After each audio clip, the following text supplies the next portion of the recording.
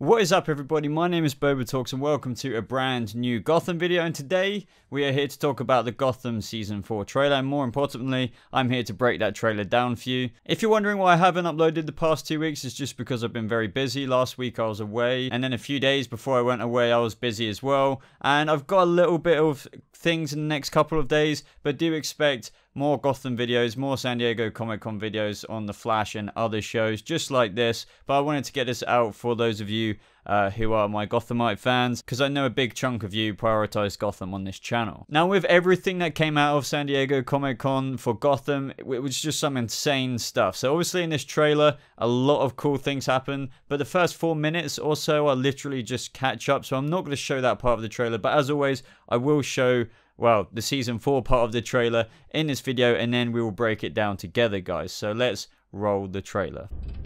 You can make a difference. There is a time for masks, and there is a time for Bruce Wayne.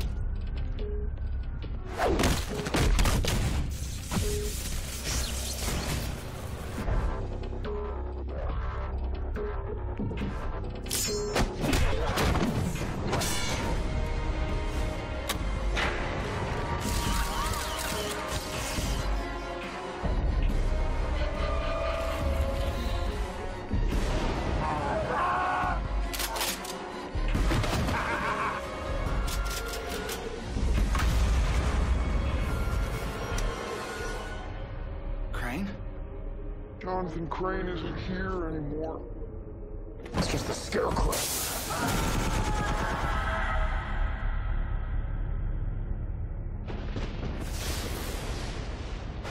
Now, I really like what Alfred says in that first moment of the trailer. You can make a difference. There is a time for masks and there is a time for Bruce Wayne. And what I absolutely love about this dynamic between Bruce and Alfred is that I know, in Batman Year One, or if any other comic books of detailing Bruce being young and starting into his vigilantism or into Batman, there's different types of stories where Alfred is, kind of frowns a little bit upon the decision of doing that. But this Alfred, is sort of like, there's a time for being Bruce Wayne, there's a time for wearing the mask. I absolutely love how our Alfred, this version of Alfred, is completely and utterly kind of on board with what Bruce wants to do, but he's sort of saying, right, there's going to be a time where you need to play the role of Bruce Wayne, which we very much know is heavily, it's really heavily done in Telltale's Batman. I don't know if any of you guys are a fan of that, but it's very well displayed in that game, unlike we haven't ever seen in any of the video games before, but we sort of seen a bit of in the films. But what I'm trying to say here is that Telltale's game does a very good version of showing Bruce, having to play the role of Bruce, and then you having to play the role of Batman. And in this show, we're going to, instead of just seeing a very quick moment in the movie, like in Nolan's films, we're going to actually explore Bruce being Bruce Wayne, and then Bruce stepping into not Batman yet, and he's a long, long way off becoming Batman, but into that vigilante persona that he's trying to identify. And you can see here in the trailer, just like at the end of Season 3, Bruce is walking up to these thugs who seem to be really bothering this lady. I mean, they're even holding her at gunpoint. And here he is in his trench coat and also with his face disguised, absolutely sort of owning the guys who are, I find this entertaining because Bruce still is very sort of small. He's not actually too strong, but here he is taking on absolutely fully grown guys with guns. Just off like the training we've seen already in the show. So you can only imagine Gotham's version of Batman in the future. That's just going to be insane. Now, I did spot something quite subtle in this trailer, and it could be just because of the moment I paused it at, but I did try to pause it, a couple of times at different moments, and I still feel like they've done the face mask in a different way this season. So at the end of Season 3, it really only had eye slits and, I mean, maybe a little bit of a mouth, if I remember correctly. But this one's got, sort of the Batman mask outlined around it with his chin out, his mouth out. It's got the eye slits, but it's still covering his nose. So I think you see what I mean with what they're going with there. They're not going to give him bat ears because he hasn't even identified, anything to do with bats. But I'd like how they're making his face sort of mask sort of like over like half of the Batman mask, if that makes sense, which is still most likely fabric rather than a proper mask. But still, I found this really cool. I'm hoping I didn't just pause it and it looks like that, but if you pause at 4 minutes 37 in the trailer, around there, you'll see exactly what I mean, or I might be showing a photo right now on screen. And I also really like that when the lights sort of go, there he is in true Batman fashion, just already standing there as soon as the light reappears. Now in the next couple of scenes, just like the first scenes of Season 4's trailer, we get to see a more badass Selina Kyle in true Catwoman form. All I have to say about this moment is that she's becoming a lot more of a badass. She's just fighting like Bruce is. They're really pushing forward Bruce and Selina's characters this season, and obviously at the end of last season, Selina came under the wings of Tabitha, so that is how she's going to be kind of getting her training. But there's a lot more to talk about that from what we heard at San Diego Comic-Con, but I will save that for the next video, guys. And here we get a really cool look at the Iceberg Lounge with Riddler still at the centerpiece of it all, and it does look like Ivy is still in league with Penguin. I mean, I don't see why that would have changed, but it's still cool to see that Ivy's sticking around with Penguin, and where they could go with that in the next season. Hopefully Ivy gets, you know, not so much of a cold shoulder from Penguin, because we did see Ivy last season sort of complain about that a little bit. Either way, it's really cool that the Riddler is the iceberg of the Iceberg Lounge, but I don't think that's going to last for too long, because considering what they said at San Diego Comic-Con at the panel, they did discuss what the Riddler's going to be like after coming off the ice and so on and so forth. But I don't think that's going to last too long, just because, you know, we can't have him frozen too long into the season. Then he wouldn't have enough time for his character. But I will discuss that in a separate video about what I think is going to happen with Riddler and how he could change after being frozen by Oswald. Now, you do see in the trailer as well that there seems to be some journalists or reporters there, and there's also some photographers, and they're taking pictures of the Riddler in the iceberg, or whatever you want to call it. Now, the reason why I say that's interesting is because of the mere reason that journalists or the news or whoever they are taking pictures of a human frozen in a bar in Gotham City. Now, I know this is Gotham City, but I'm pretty sure you shouldn't be able to get away with that, and then you wouldn't report it on the news. But maybe they're just doing it anyway. Maybe they're doing it merely because he is the Riddler and he's somewhat being caught. And he's being displayed in the Iceberg Lounge. Maybe they don't think it's real. Who knows? But I'd love to know your thoughts on this in the comments below. Now, next up, we see Jim in the GCPD, and it seems like a person is walking up behind him, and he's like... Now, I do believe that this person is Lee, as we do know she is returning, and there's a lot more to say about her character as well, guys, so do stick around for everything that I want to talk about in the Comic-Con panel video.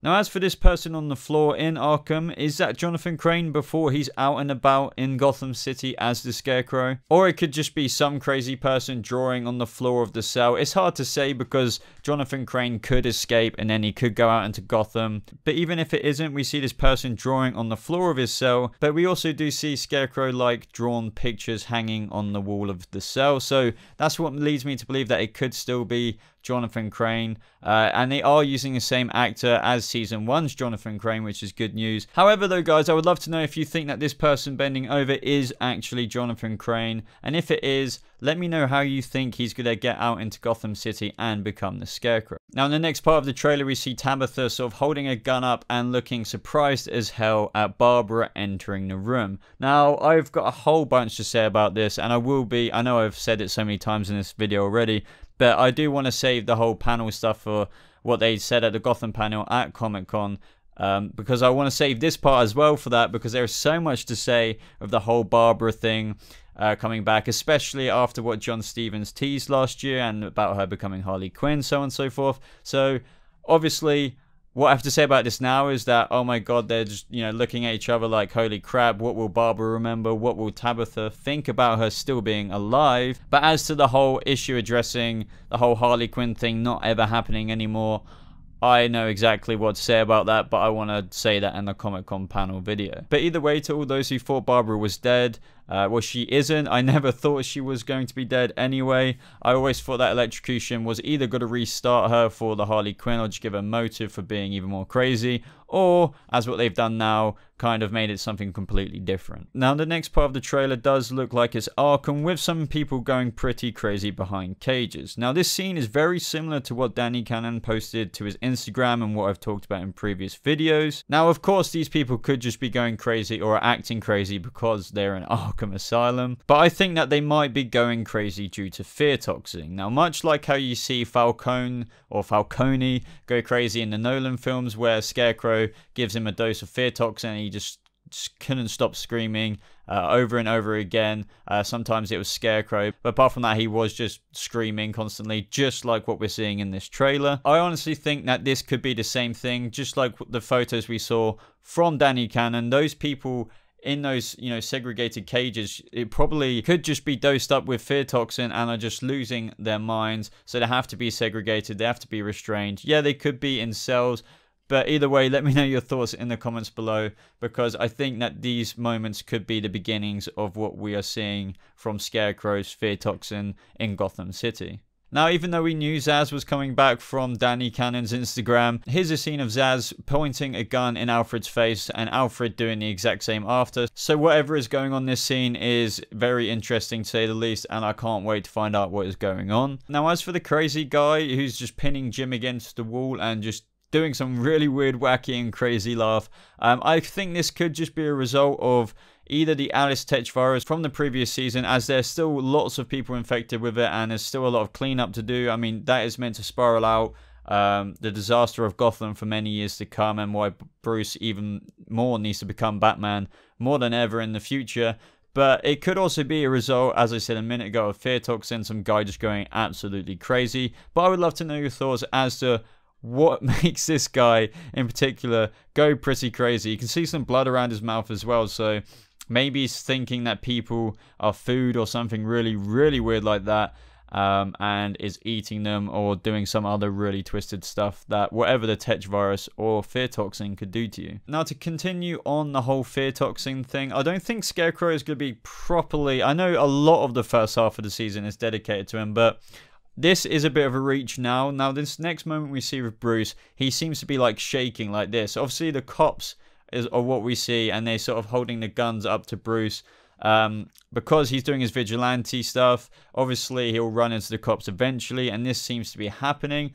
But Bruce doesn't just seem to be, you know, cowering in fear of the cops. I feel like he's shook up because who knows, he might have received a dose of the fear toxin. I can't keep saying that over and over again, but who knows, maybe in one of Bruce's vigilante missions, he might come across what is going on with the Scarecrow in the first half of the season, and he might be shook up just like we saw back in the Nolan films, where he needed Alfred to kind of pull him out. Maybe he might need Alfred's help now, because not only is the police on him, he might be hallucinating the police to be something incredibly scary. Could Bruce's bat fear come from the whole, you know, fear toxin that we're getting this season, and then we might see Bruce overcome the fear toxin and the bats all together in one massive thing. And honestly, guys, best till last is Jonathan Crane in the Scarecrow outfit. It is just insane. When that guy asks, you know, Crane, and then Jonathan Crane replies back saying, Jonathan Crane isn't here anymore, it's just the Scarecrow. And then all of a sudden he just gives him a fat dose of fear toxin, and you can see him, he looks absolutely terrifying, and the costume couldn't be any more on point. Normally with things like this or in TV shows, you're not always happy with the way they represent popular villains or popular things that you just want them to look like, how you want them to look like. Well, Gotham, you have made Scarecrow the absolute best you could ever make him with this costume design. Now, I can't say what is to come or how the story will unfold, if I like that or if it's going to be great as well. But what you did with the Scarecrow costume was absolutely impeccable. Now, it's very hard to say what actually happened to Jonathan Crane after the end of Season 1. Did he for sure go to Arkham Asylum for the next few seasons up until the point we are at now? Or did he actually go down and get out after seemingly being cured of the whole Scarecrow thing that he was hallucinating? Or was it a little bit less low grade than Arkham, and ever since Arkham, or not even being in Arkham, he's sort of been having somewhat of a care.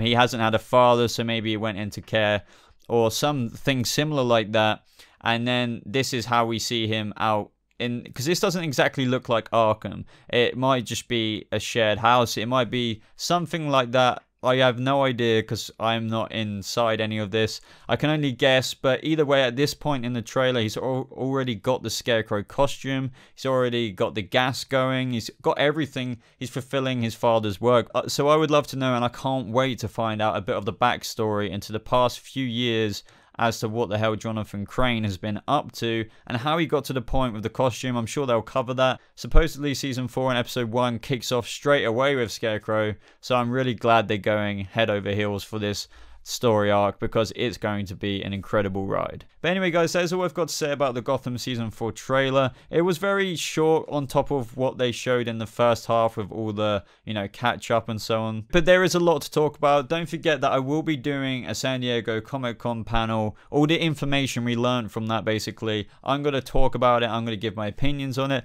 I wanted to leave it out of this video, as I said at the beginning, because there was quite a lot to talk about within this trailer within itself. But if you're wondering, or if you're posting in the comments after this video all the things or all the questions like, Boba, you need to talk about this or something like that about what they said about Gotham Season 4, don't worry, I will be. I just wanted to get this out the way first because I'm already late enough with this stuff as it is. But either way, I hope you guys enjoyed this video as it is. But if you did, please leave a like on this video, as it really does show your support for the channel. And if you want to stay a little bit more up to date with me personally, you can follow me on Twitter or any of the social media links in the description below. But apart from that, everybody, have a lovely rest of your day. Thank you so much for watching, and I'll see you in the next video. Goodbye.